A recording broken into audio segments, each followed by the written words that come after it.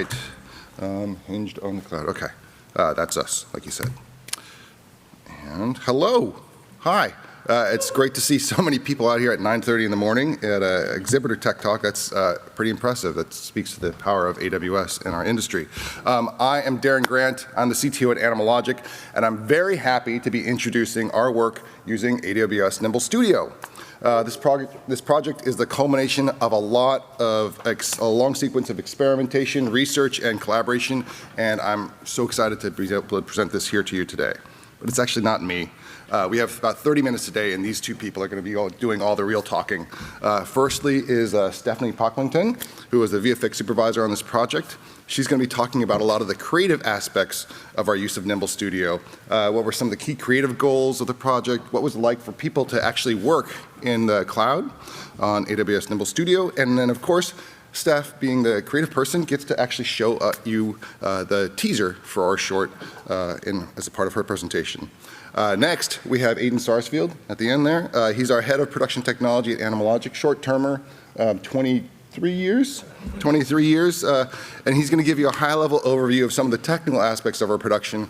And that's high level. If you want to get down and dirty, oh, he was just sitting there. I don't know, there he is, he's over there. If you want to get down and dirty, right after this, for half an hour of deep technical deep dive, you have Liviu Constantinescu, who's our DevOps lead at Animalogic, and he's going to go through everything in great detail.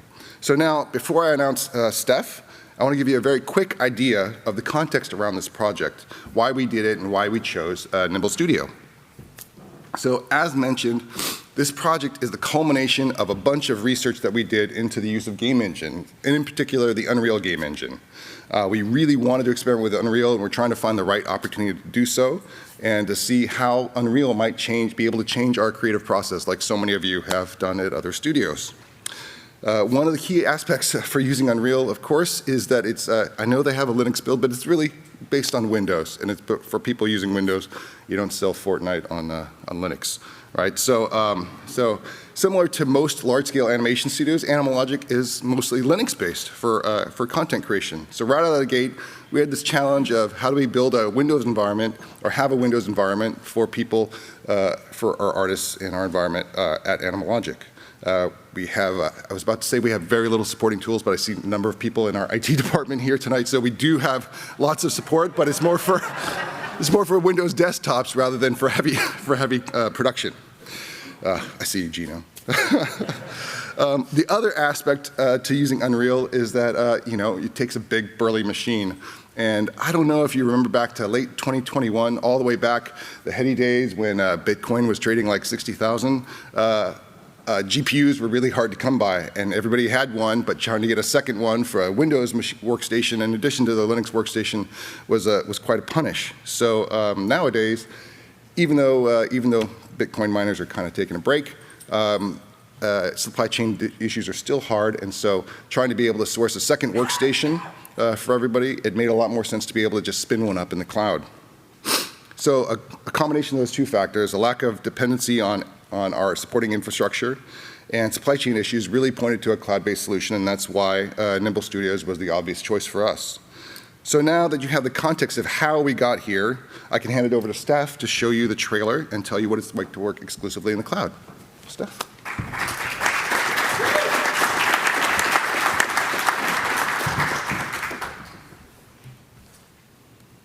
Thanks, Darren. Hey, guys. Good morning.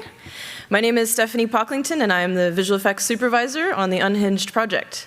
Previous to this, I'd had experience working in Unreal Engine and some experience working in the cloud, and this was a challenging and welcome opportunity to marry the two inside the Nimble Studio environment. As Darren mentioned, this project is the direct outcome of a recently completed research project at Animalogic. We investigated how other organizations had used Unreal to make great content, and it was time to put that research to good use for our own front-end creative exploration. Animalogic had already created the USD ALab assets, and we wanted to understand how these production assets would fare in a real-time environment while evaluating the creative freedom it could give for storytelling and character performance exploration early on in the project. To do that, we had some very specific goals in mind.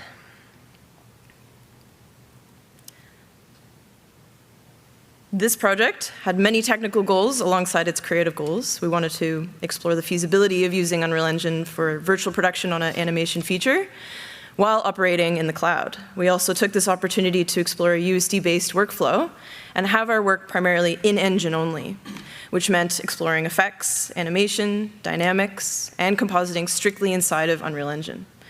We also wanted to publicly release an Unreal Engine scene, which meant no third-party plugins, marketplace items, or elements that were to be included in that. Our infrastructure was built from the ground up as a completely separate network and database outside of Animal Logic's network and toolbase, existing on Windows only.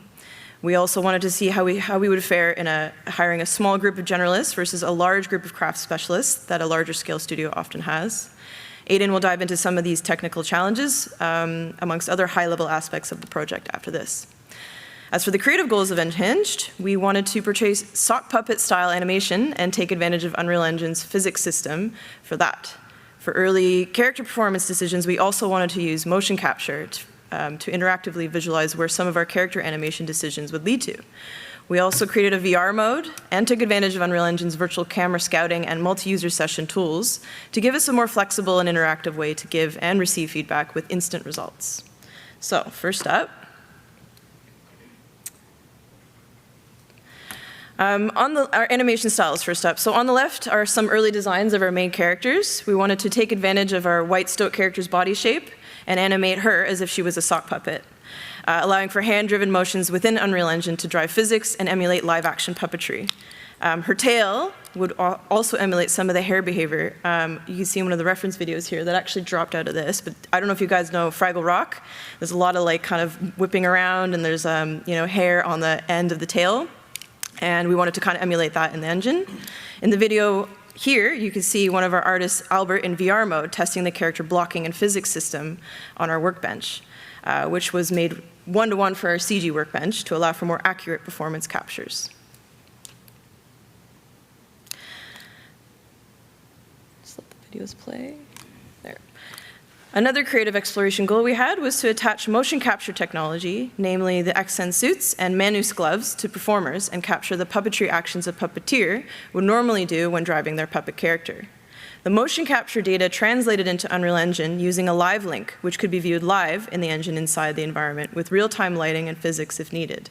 This performer data would pass through an animation blueprint that translated the humanoid data proportions to either the animal or the robot character. And you can see some of that happening down in this video on the left. In this video here, you can see the animation blueprint in action when applied to the robot character Hinge. The human performance is visible alongside the Unreal Engine rig of the robot, which also was a very different animation style to our sock puppet character Goggles, but still took advantage of the motion capture data, much like the animatronics puppeteer would drive a creature puppet in a live-action shoot. As you saw in our previous slide in our animation reference, or of the Fraggle Rock reference, there are many very subtle human movements in puppet motion that we're able to capture very well through our motion capture process. We owe many thanks to Michaela and Sarah at Sydney's Mod Studio for handling the use of XN suits and building the animation blueprint and helping to record our motion capture sessions. So Unreal Engine has an array of very exciting virtual production creative tools that we wanted to evaluate for our front-end production use early on in the story development and blocking phase of the project. Jumping into a VR headset, as if you were walking onto a live set, allowed us to effectively visualize our set and to make immersive and interactive creative choices on where to place our hero objects, block out and record our character actions using the VR controls, as well as physically walk around our set and experiment with different camera angles and lenses really quickly. Here you can see us utilizing an iPad and an iPhone to quickly jump into the 3D scene and visualize different camera angles. One step further was to allow our artists to jump into a remote session with David Peers on the bottom, our director, this allowed him to guide them in virtual reality on the set and set dressing and camera choices based on what he could see through the VR mode share screen. This allowed our director to very quickly hash out our main story points, experiment with composition and timing, and understand all of the creative possibilities within the one environment. On top of getting creative in virtual production, we were able to have very productive interactive asset and shot review sessions. Shifting from turntable reviews to interactive asset reviews was massively rewarding. Some of that is previewed on the top there. We're just kind of giving notes on the tail of our goggles character and adjusting that on the fly. And so these notes were instant, and we can give simple feedback like hue shift or specular adjustment, and the approval process was accelerated. And we could pop these changes into shot instantaneously to double check how the changes reacted under specific shot lighting. If anyone has ever lit white fur before, you'll know this had to be triple checked under all the lighting circumstances, so we were able to do this instantly. In keeping with the spirit of emulating live action set work, we kept our animation and effects work in a long sequence length for as long as we could to allow to adjust our cameras and shot length until the very end to give our director and editors a bit more freedom to play with cuts and to chop and change actions.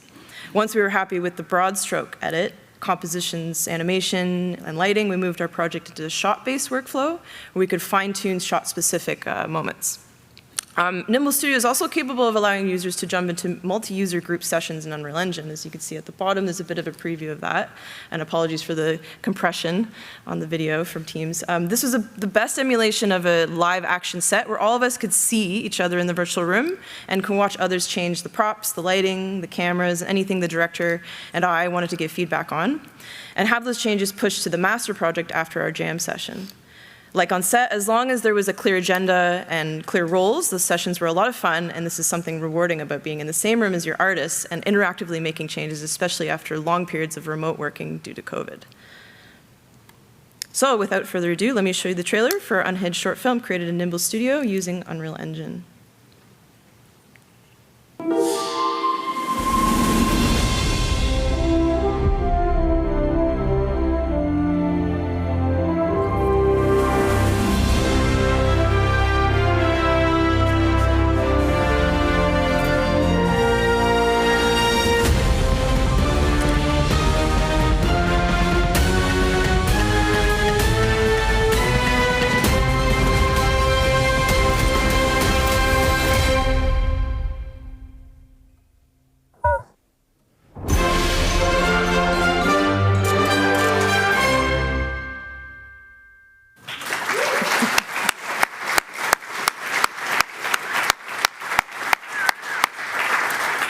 So what was it like for an artist to be using Nimble Studio? A typical day would go something like this. At the beginning of the work week, an artist would be assigned a task for the week, and depending on how much computing power that task required, the artist could log into the AWS Nimble site on a web browser and could pick either a small, medium, or large instance and begin building that cloud-based workstation. Building a workstation takes about 30 minutes, but once it's up and running, it will run for an allotted time of 12 hours. Because there were cost implications to keeping workstations constantly up and running, we implemented the 12-hour workday window to allow for an 8-hour shift with some room for early or late starters. The artist could then log into the workstation using nice DCV from any computer, whether they're at home or in the studio or on a plane, as I discovered.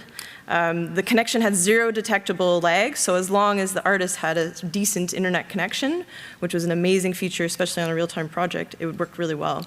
From there, an artist would load his peers' work through Perforce and then open Unreal Engine to begin working. The whole process would take on average 15 minutes, but once a week, it may be up to an hour if you were completely rebuilding a workstation and recompiling Unreal Engine shaders at the beginning of your work week. As a supervisor, it was incredible to be able to distribute a variety of powerful custom machines with our particular flavor of softwares and plugins almost instantaneously, whereas normally you may have to wait several months to get physical machines like these in your studio, as Darren has mentioned, and storage upgrades and software updates or fixes are quickly implemented by our IT department, headed by Liv Konstanescu. And with the click of a rebuild workstation, Liv has a separate SIGGRAPH session going in depth on how his team and AWS teamed up to set up this unique project in Nimble Studio architecture. And also the feedback was pretty rewarding. Feedback reviews in Nimble were very straightforward. As this is a remotely run project, we would have sessions over Teams for verbal feedback while viewing the material in Engine as much as possible. We eventually reviewed outside of Engine when our scenes became heavy near the end of the trailer delivery due to physics or groom or a lot of shot-based lighting, and playback was not quite real-time. At times, the team's screen-shared playback was not accurate either, so we would render our shots and review through RV, which through Autodesk and Nimble Connection, we were able to organize group sessions for interactive scrubbing and live annotations. So what's different usually with working Nimble Studio? If you're a studio or an artist who's thinking of using Nimble Studio for production, you'll benefit from many features it's offering. There are, of course, some differences to be aware of to make your experience more rewarding.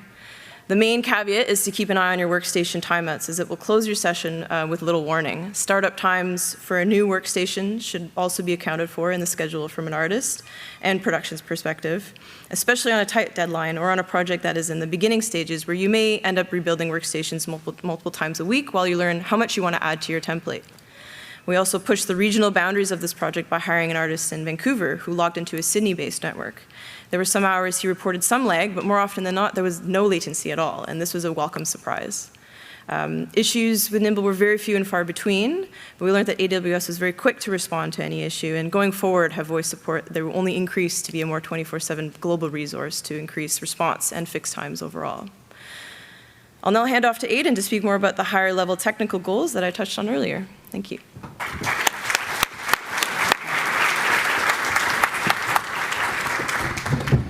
Thanks, Steph. Hi, everyone. I'm Aidan Sarsfield. I'm the head of production technology at Animal Logic, which means basically I'm responsible for the pipeline.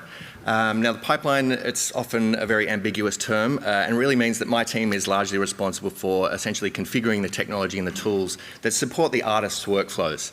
And in that context, as Darren pointed out, the project was actually pretty unique. So we started in this crazy unique context where we had a number of very clear technical goals and obviously some very clear creative ones as well.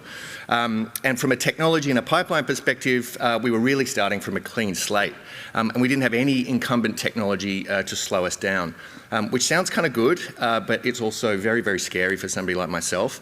All of those things that we sort of take for granted, the little things like, hey, an asset management system is kind of handy, they're all gone. So we were really sort of happy to challenge ourselves with this kind of absolutely blank state starting point, and going 100% cloud native as well. So what does that look like?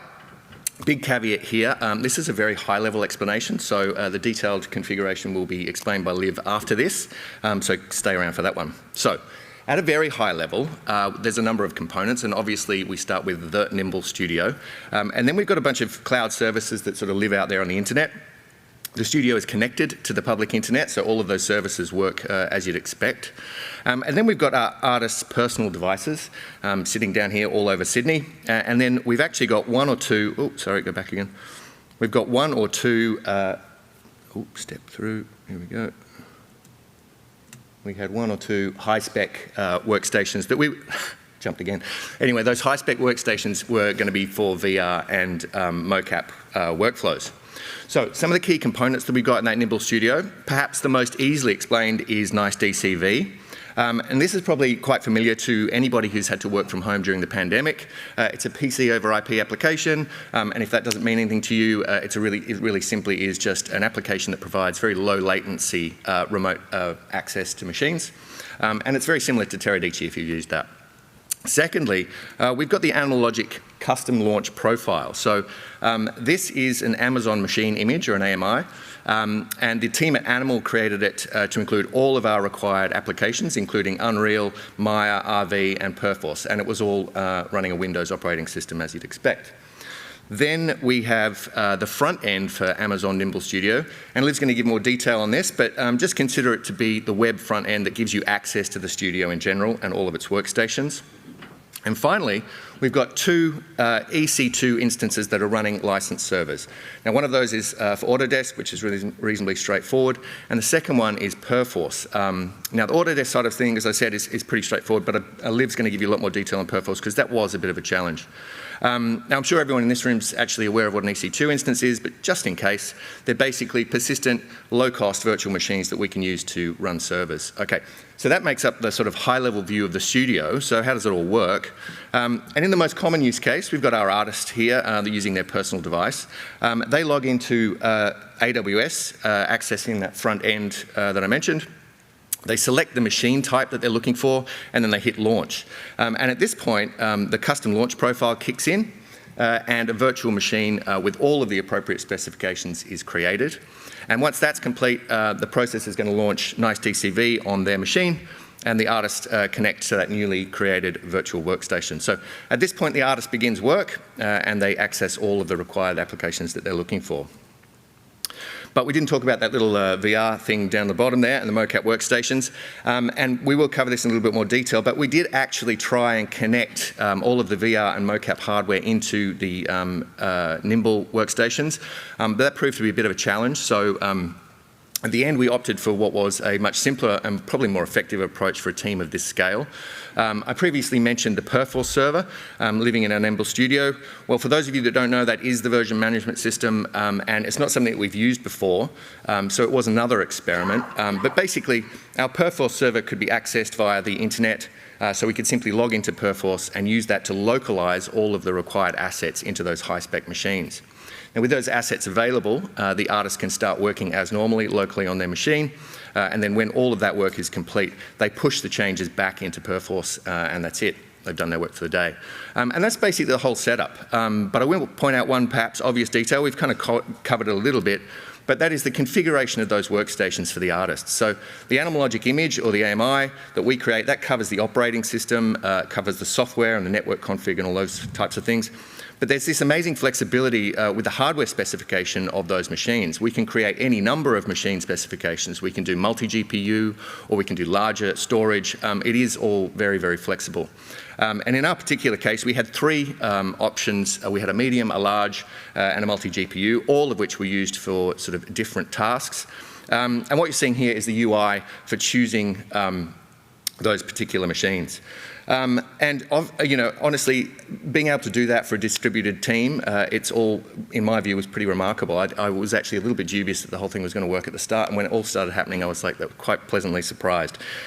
So as I said, that really is it, high-level view of how it all works. Honestly, all very, very successful. I will just say, all of the assets that you saw on in the Unhinged short, they're all available for download. So if you want to have a go yourself, you can actually go and find them out there. They're called A-Lab Phase 2, and I'd encourage you all to download and have a look and have a go. And that's it. Thanks, everybody.